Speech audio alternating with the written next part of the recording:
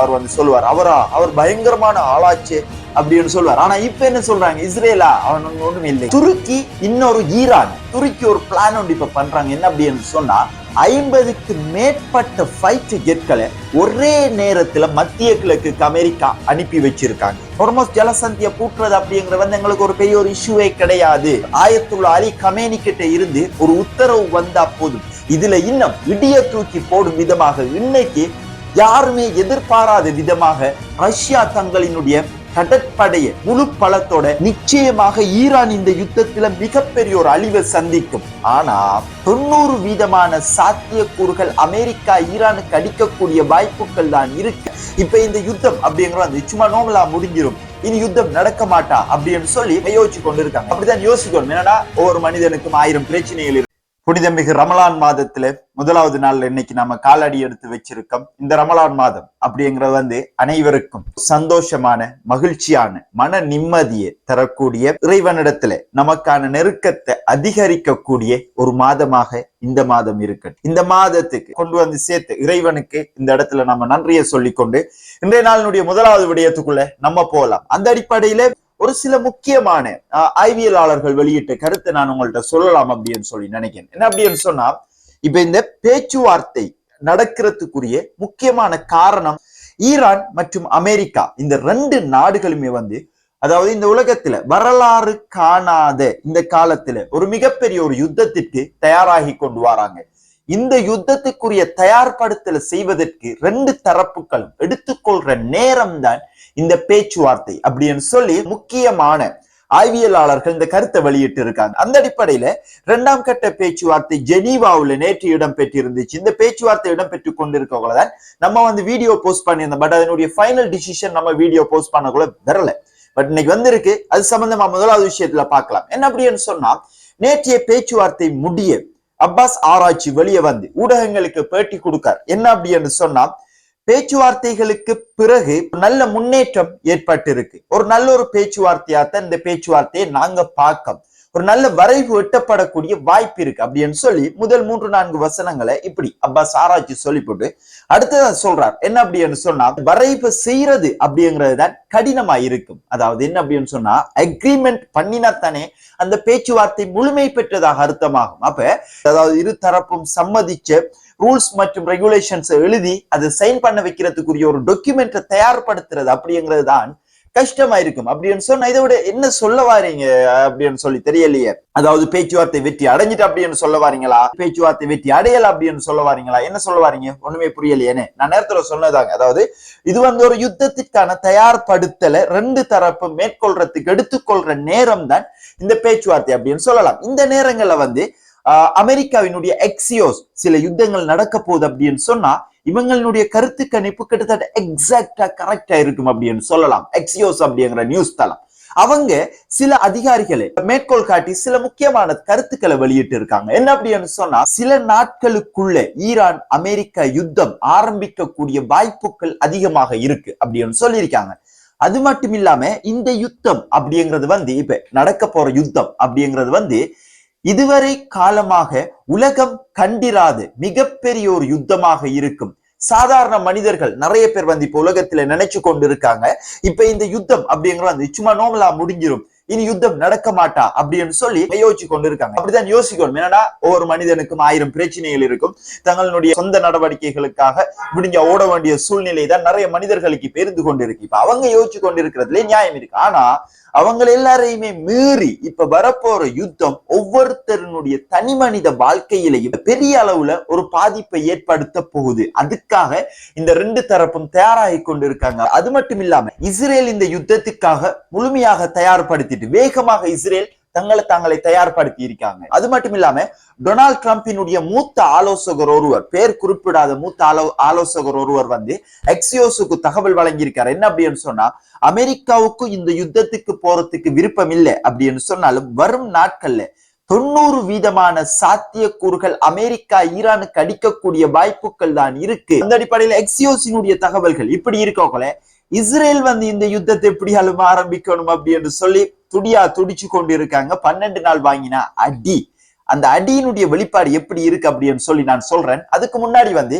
இஸ்ரேலினுடைய சேனல் 12 இந்த பேச்சுவார்த்தை சம்பந்தமா என்ன சொல்லியிருக்காங்க அப்படின்னு சொன்னா, இந்த பேச்சுவார்த்தை அப்படிங்கிறது ஒரு முட்டுச்சந்தியில இருக்கு. இனி இந்த பேச்சுவார்த்தை இதுக்காங்க எல்லாம் இனி போய் வெல்லக்கூடிய வாய்ப்பே கிடையாதுப்பா. ஒரு ஒப்பந்தம் எட்டக்கூடிய வாய்ப்பே கிடையாது. ஒரு யுத்தத்திற்கான வாய்ப்புகள் தான் அதிகமாக இருக்கு அப்படின்னு சொல்லி இஸ்ரேலுக்கு அமெரிக்காவினுடைய ஒயிட் ஹவுஸ்ல இருந்து தகவல் கிடைச்சிட்டு, சோ நீங்க 100% ரெடி ஆகுங்க இஸ்ரேல் அப்படின்னு சொல்லி சேனல் 12 இந்த தகவலை வெளியிட்டு இருக்காங்க.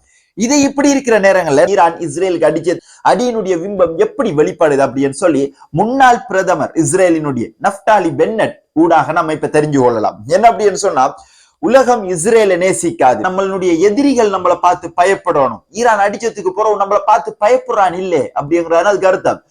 அதாவது அக்டோபர் 7 முதல் ஹமாஸ் இஸ்ரேலோட யுத்தம் செய்யறதுக்கு முன்னர் இருந்த இஸ்ரேல் எப்படி, நீங்களே உங்களுடைய மனச்சாட்சியை தொட்டு பார்த்து சொல்லுங்க. அதுக்கு முன்னாடி நீங்க எப்படி இஸ்ரேலை பத்தி நினைச்சிருந்தீங்க? பெரிய நாடு, அவனால தொடையலாது, சின்ன நாடு அப்படின்னு சொன்னாலும் கிட்ட நெருங்கியலாத அளவுக்கு இஸ்ரேல் இருக்கான் அப்படின்னு சொல்லியிருந்தீங்க. அவ்வளவுத்தையும் சும்மா நோமலா தூள் தூளா உடைச்சிருந்தாங்க யாரு? ஹமாஸ். அதுக்கு மேலால அடிச்சு நொறுக்கி இருந்தாங்க யாரு? ஈரான். அதுக்கு பிறகு இப்ப இஸ்ரேல பார்த்த எல்லாரும் இஸ்ரேல் நீயா ஒருவர் இன்னொருவரை பத்தி கேட்க அவர் சொல்லுவார், அவர் பயங்கரமான ஆளாச்சு அப்படின்னு சொல்லுவார். ஆனா இப்ப என்ன சொல்றாங்க? இஸ்ரேலா அவன் ஒண்ணும் இல்லைங்க, அப்படி பெருசா ஒண்ணும் இல்லை அப்படின்னு சொல்ற அளவுக்கு தான் நாடுகளினுடைய நிலைமைகள் இப்ப இஸ்ரேலை பத்தின பிம்பம் உலக நாடுகள் ஏற்பட்டு இருக்கு. அந்த அடிப்படையில் அவர் சொல்றாரு என்ன, உலக நாடுகள் நம்மளை பார்த்து பயப்படணும், எல்லா நாடுகளும் நம்மளை நேசிக்கணும் அப்படின்னு சொல்லி கடந்த 3000 ஆண்டுகளாக இஸ்ரேல் நினைச்சு கொண்டு வருது, இஸ்ரேல் முயற்சி செஞ்சு கொண்டு வருது. ஆனா அது தோல்வியிலேயே முடிவடைஞ்சிருக்கு அப்படின்னு சொல்லி நஃப்தாலி பென்னட் சொல்லியிருக்காரு. அது மட்டும் இல்லாம துருக்கி இன்னொரு ஈரான், துருக்கி ஒரு பிளான் ஒன்று இப்ப பண்றாங்க. என்ன அப்படின்னு சொன்னா, அணு ஆயுதம் கொண்டிருக்கிற பாகிஸ்தானை வச்சு சவுதி அரேபியாவோட ஒன்றிணைந்து இஸ்ரேலுக்கு எதிரான நடவடிக்கைகளை மேற்கொள்றதுக்கு இவங்க ரெடி ஆகி கொண்டு இருக்காங்க அப்படின்னு சொல்லி யார் சொல்லியிருக்கா? நஃப்தாலி பென்னட் சொல்லியிருக்கா. அப்படி இவ்வளவு நேரம் நம்ம பார்த்தது பேச்சுவார்த்தை முடிய தொடர்ச்சியாக நடந்த விஷயங்கள் இவைகள் தான். சரியே,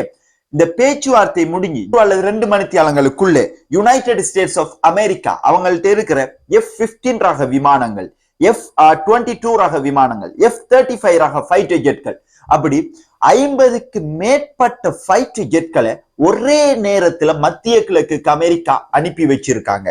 அது மட்டும் இல்லாம ஏற்கனவே ஆப்ரஹாம் லிங்கன் அப்படிங்கிற கப்பல் கல்ஃப் ஆஃப் ஓமான் பிரதேசத்துல நிலைநிறுத்தி வைக்கப்பட்டிருக்கு. அதனோட சேர்ந்து USSR ஜெரால்டு ஃபோர்டும் இப்ப ஜாயிண்ட் ஆயிருக்கு. அந்த அடிப்படையில அமெரிக்கா இவ்வாறு, அதாவது கடற்படையா இருக்கலாம், வான்படையா இருக்கலாம், ஒரு மிகப்பெரிய வலையமைப்பை ஈரானுக்கு எதிராக செஞ்சு கொண்டிருக்காங்க. அமெரிக்கா இவ்வாறான மிகப்பெரிய கட்டமைப்புகளை வச்சிருக்கோங்கள, இந்த கட்டமைப்புகளூடாக ஈரானுக்கு அடிச்சா ஈரான் இந்த யுத்தத்துல வெல்லுமா இல்லையா அப்படின்னு சொல்லி கேட்டீங்க அப்படின்னு சொன்னா, நிச்சயமாக ஈரான் இந்த யுத்தத்துல மிகப்பெரிய ஒரு அழிவை சந்திக்கும்.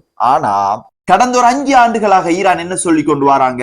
அமெரிக்காவுக்கு நாங்க அடிப்போம், அத்தனை வசதிகளும் எங்கள்கிட்ட இருக்கு அப்படின்னு சொல்லி கொண்டு வராங்க. அவங்க சொன்ன விஷயத்தை மட்டுமே இந்த யுத்தத்துல செஞ்சா அமெரிக்கா அப்படிங்கிற ஒரு வல்லரசும் இந்த உலகத்துல இருந்து இல்லாம போகக்கூடிய வாய்ப்புகள் இருக்கு. ஈரான் மாறி அடிக்கும். அந்த அடி மத்திய கிழக்குல இருக்கிற சகல அமெரிக்காவினுடைய ஆதிக்கத்திற்கு உட்பட்டு இருக்கிற அனைத்து இடங்களையும் மொத்தமாக தரைமட்டமாக்கும். இதுதான் இந்த யுத்தத்தினுடைய நியதியா இருக்கு. அழிவு அப்படிங்கிற இரு தரப்பும் சந்திக்க போகுது. அமெரிக்கா இவ்வாறான விடயங்களை செஞ்சு கொண்டிருக்கோங்களா? ஈரான் பாத்துக்கு சும்மா இருப்பாங்களா? இருக்கவே மாட்டாங்க. ஹொர்மோஸ் ஜலசந்திக்காகத்தான் இவ்வளவு ஏற்பாடையும் அமெரிக்கா செஞ்சு கொண்டிருக்காங்க. அப்ப ஹொர்மோஸ் ஜலசந்தி எங்களினுடைய இதயம் அப்படின்னு சொல்லி, எங்களுடைய சொந்த வீடு அப்படின்னு சொல்லி ஈரான் சொல்லி கொண்டிருக்கோங்களா? இவ்வளவு வேலையுமே அமெரிக்கா பார்த்து கொண்டிருக்கோங்களா? ஈரான் சும்மா இருப்பாங்களா? இருக்கவே மாட்டாங்க. நேற்றைய வீடியோல நம்ம சொல்லி இருந்தோம், ஈரான் என்ன செஞ்சிருந்தாங்க? ஹொர்மோஸ் ஜலசந்திய கிட்டத்தட்ட பல மணி நேரமாக பூட்டி இருந்தாங்க. IRGC-னுடைய தளபதி ஒருவர் சொல்லியிருக்காரு. என்ன அப்படின்னு சொன்னா, ஹொர்மோஸ் ஜலசந்திய பூட்டுறது அப்படிங்கிற எங்களுக்கு ஒரு பெரிய ஒரு இஷ்யூவே கிடையாது. ஆயத்துல்லா அலி கமேனி கிட்ட இருந்து ஒரு உத்தரவு வந்தா போதும், சில நிமிடங்கள்ல இந்த ஹொர்மோஸ் ஜலசந்தியை நாங்க பூட்டிடுவோம். அதுக்கு ஒரு எக்ஸாம்பிள் பூட்டினா எப்படி இருக்கும் அப்படின்னு சொல்லி ஈரான் ஒரு வீடியோ ரிலீஸ் பண்ணிருக்காங்க. அது எப்படி இருக்கு அப்படின்னு சொன்னா, நம்மளுடைய கண்ணு கெட்டின தூரம் இருந்து கண்ணு கெட்டாத தூரம் வரைக்கும் கிட்டத்தட்ட அவ்வளவு நீளமான கப்பல்கள், சரக்கு கப்பல்கள், எண்ணெய் ஏற்றுமதி இறக்குமதி செய்யற சரக்கு கப்பல்கள் உள்நுழைய முடியாமலும் வெளியிறங்க முடியாமலும் திண்டாடி கொண்டிருந்தாங்க. அந்த நேரத்துல ஈரான் ஹொர்மோஸ் ஜலசந்தியில ராணுவ பயிற்சி ஒன்றையும் செஞ்சிருந்தாங்க. இது மட்டும் இல்லாம இதுல இன்னும் இடிய தூக்கி போடும் விதமாக இன்னைக்கு யாருமே எதிர்பாராத விதமாக ரஷ்யா தங்களினுடைய கடற்படையை முழு பலத்தோட ஹொர்மஸ் ஜலசந்தி ஈரானினுடைய பந்தர் அப்பாஸ் துறைமுகத்திற்கே அனுப்பி இருக்காங்க அப்படின்னு சொல்லலாம். ரஷ்யா இன்னொரு நாட்டினுடைய பிரச்சனையில் அவ்வளவு ஈஸியா என்டரே ஆக மாட்டாங்க. ஆனா இப்படி ஒரு இக்கட்டான சூழ்நிலையில ரஷ்யா இந்த கடற்படையை அனுப்பி இருக்கு. அதாவது சைனாவுக்கு முதல்ல இந்த கடற்படை ரஷ்யா அனுப்பி இருக்கிறது அப்படிங்கிறது முழு அளவிலான ஒரு ஆதரவை ஈரானுக்கு நாங்க வழங்குறோம் அப்படின்னு சொல்லி ரஷ்யா சொல்லி இருக்காங்க. அனுப்பினது மட்டும் இல்லாம நாளைக்கு தண்ணீருக்கு முஸ்பாத்தி அப்படின்னு சொல்லலாம். என்ன அப்படின்னு சொன்னா இப்ப நம்ம நேரத்தோட பார்த்து இருந்தோம் இந்த USS ஆப்ரஹாம் லிங்கன் அப்படிங்கிற கப்பல் ஓமான் கடற்பரப்புல இருக்கு. அதே ஓமான் கடற்பரப்புல ஈரான் மற்றும் ரஷ்யா ஆகிய இந்த 2 நாடுகளும் ஒன்றிணைந்து கூட்டு கடற்பயிற்சியை மேற்கொள்ள போறாங்க அப்படிங்கிறது பிராந்தியத்துல மேலும் பதற்றத்தை அதிகரிச்சிருக்கு அப்படின்னு சொல்லலாம். அது மட்டும் இல்லாம இந்தியன் ஓஷனுடைய அரபிக் கடல் பிரதேசங்களையும் பாகிஸ்தானினுடைய கடற்பரப்பு பிரதேசங்களையும் இந்த கடற்பயிற்சியை மேற்கொள்ள இருக்காங்க. அந்த அடிப்படையில ஹொர்மோஸ் ஜலசந்தியை கட்டுப்படுத்துற அப்படிங்கிற எண்ணத்தை தாண்டி ஈரான் இந்த கடற்பயிற்சியை மேற்கொள்றதுக்குரிய மிக முக்கியமான காரணம் எதுவாக இருக்கும் அப்படின்னு சொன்னா இப்ப அமெரிக்கா ஓமானிய கடற்பரப்புல நித்தாட்டி வச்சிருக்காங்களே கப்பல், அந்த எல்லைகளையும் கைப்பற்றத்துக்குரிய அடுத்த கட்ட நடவடிக்கைகளை ஈரான் மற்றும் ரஷ்யா இந்த 2 நாடுகளும் ஒன்றிணைந்து செய்யறாங்க அப்படிங்கிறதுதான் இன்னைக்கு கிடைச்சிருக்கிற பெரிய அப்டேட்டாக இருக்கு அப்படின்னு சொல்லலாம். செக்மேட் வைக்கிற ராஜாவுக்கு செஸ்ல தெரியுதானே, அப்படி ஈரான் அமெரிக்காவுக்கு பெரிய அளவுல ஒரு செக்மேடை இப்ப ஜலசந்தியில வைக்கிறதுக்கு ஆரம்பிச்சிருக்காங்க. இதுல இருந்து அமெரிக்கா என்ன செய்ய போறாங்க அப்படிங்கறதுதான் அடுத்த கட்ட கேள்வியா இருக்கு அப்படின்னு சொல்லலாம். என்ன முருகல் நிலைமைகள் இருக்கிற இந்த நேரங்கள்ல இன்னொரு பக்கம் யுத்தம் ஆரம்பிச்சுட்டு அப்படின்னு சொல்லலாம். அந்த அடிப்படையில ஈராக்கிய படைப்பிரிவுகளுக்கு எதிராக ஈராக்ல இருக்கிற ஈரானினுடைய ஆட்சியை கவிழ்ப்பதற்காக ஐசிஸ் தீவிரவாதிகளை வச்சு ஈராக்குள்ள குழப்பங்களை ஏற்படுத்துறதுக்கு அமெரிக்கா முயற்சி செஞ்சிருந்தாங்க. அந்த அடிப்படையில இன்னைக்கு ஈராக்குள்ள பெரிய அளவுல பிரச்சனையும் நடந்திருக்கு. என்ன அப்படின்னு சொன்னா ஈராக்கினுடைய தியாலா அப்படிங்கிற மாகாணத்தை PMF அப்படிங்கிற ஈரானிய ஆதரவு பெற்ற popular mobilisation forces round up பண்ணி இருக்காங்க. அவங்களோட சேர்ந்து ஈராக்கினுடைய ராணுவமும் ரவுண்ட் அப் பண்ணிருக்காங்க. 2 பேரும் 3 தனி இப்ப வேலை கொண்டு இருக்கு. அதுக்குள்ள இருக்கிற ஐசிஸ் தீவிரவாதிகளை கைது செய்யற வேலைகள் ஆரம்பிச்சிருக்காங்க. என்னடா ஐசிஸ் தீவிரவாதிகள் சிரியாவுல இருந்து ஈராக்கினுடைய ஜெயிலுக்கு மாற்றம் அப்படின்னு சொல்லி அமெரிக்காவினுடைய பென்டகன் மாற்றி இருந்தாங்க. இதன் போது ஜெயிலுக்கு மாற்றாம ஈராக்கினுடைய பல பகுதிகளையும் ஐசிஸ் தீவிரவாதிகளை வச்சு ஈராக்கினுடைய ராணுவத்துக்கு எதிராக ஈரானுக்கு எதிராக ஒரு மிகப்பெரிய ஒரு போரை மூட்டுவதற்குரிய வேலைகளை மேற்குலகம் செய்யலாம் அப்படிங்கிற அடிப்படையிலையும் இன்டெலிஜென்ஸ் தகவல் ஏற்கனவே நாம இந்த இடத்துல இருந்து இவ்வளவு பேசுறோம் அப்படின்னு சொன்னா ஈரானுக்கு எத்தனை மடங்கு அதிகமான விஷயம் தெரிஞ்சிருக்கும், அமெரிக்காவுக்கு எத்தனை மடங்கு அதிகமான விஷயம் தெரிஞ்சிருக்கும். அந்த அடிப்படையில இது அவங்களுக்கு தெரியாம விடமாட்டா. அந்த அடிப்படையில நாடுகுள்ள அதாவது ஈராக்கிய நாடுகுள்ள இருக்கிற ஐசிஸ் தீவிரவாதிகளுக்கு எதிரான நடவடிக்கைகளை மேற்கொண்டு இருக்காங்க PMF. அதுலயுமே குறிப்பாக தியாலா மாகாணத்துல மேற்குறிப்பிட்ட மாதிரி பாரிய தேடுதல் நடவடிக்கைகளை மேற்கொண்டு இருக்காங்க. தொடர்ச்சியாக முன்னேறி கொண்டிருக்காங்க. ஐசிஸினுடைய நிலைகளை குறிவைச்சும் தாக்குதல் செஞ்சிருக்காங்க. அந்த அடிப்படையில மத்திய கிழக்கினுடைய நிலவரங்கள் இன்னைய நாளினுடைய தகவல்கள் இப்படி இருக்கு. இப்ப ரமலான் மாதம் கொஞ்சம் அமைதியா அப்படியே இவ்வளவு நாளும் போனா நல்லா இருக்கும் அப்படின்னு சொல்லிதான் நான் நினைக்கிறேன். இந்த மாசம் அமைதிக்குரிய மாதம். இன்னைக்கு காசாவிலுமே அமைதியான முறையில முதலாவது நோன்பு திறந்திருக்காங்க, முதலாவது சஹர செஞ்சிருக்காங்க. அது பாக்குறதுக்கு உண்மையிலேயே நல்ல சந்தோஷமா இருந்துச்சு. 2-3 ஆண்டுகளுக்கு பின்னர் காசாவினுடைய மக்கள் நிம்மதியாக இந்த நோன்பு செஞ்சுக்காங்க. இப்படி இந்த நோன்பு அப்படி சும்மா நோம்பலா போனா நல்லா இருக்கும் அப்படின்னு சொல்லி நான் நினைக்கிறேன். பட் இதுக்கு அமெரிக்காவும் இஸ்ரேல் விடுவாங்களா அப்படிங்கறதான் கேள்விக்குறியா இருக்கு. நீங்க என்ன நினைக்கீங்க அப்படிங்கறது கீழே கமெண்ட் செக்ஷன்ல பண்ணுங்க அப்படின்னு சொல்லிக்கொண்டு நம்மளுடைய வீடியோ பிடிச்சிருந்தேன், நம்மளுடைய தகவல் எல்லாம் ஓகே ஓரளவுக்கு நடக்கிறது நம்ம சொல்றோம் அப்படின்னு சொல்லி நீங்க நினைச்சீங்கன்னா நம்மளுடைய சேனல் இது வரைக்கும் நம்மளுடைய செய்திகளை ஷேர் பண்ணி விடுங்க. உங்களை மாதிரியே நிறைய பேர் இப்ப நடந்து கொண்டு இருக்கிற உலக அரசியலை கட்டாயம் எல்லாரும் தெரிஞ்சு கொள்ளணும். அப்பதான் இந்த உலகத்துல என்ன நடந்து கொண்டு இருக்கு, நடக்க போகுது அப்படிங்கிறது ஓரளவுக்கு நம்ம யூகிக்கலாம் அப்படின்னு சொல்லிக்கொண்டு இதுவரைக்கும் உங்களுடைய முக்கியமான நேரங்களை ஒதுக்கி நம்மளுடைய வீடியோ பார்த்ததுக்கு மிக்க நன்றிகள். Thank you very much.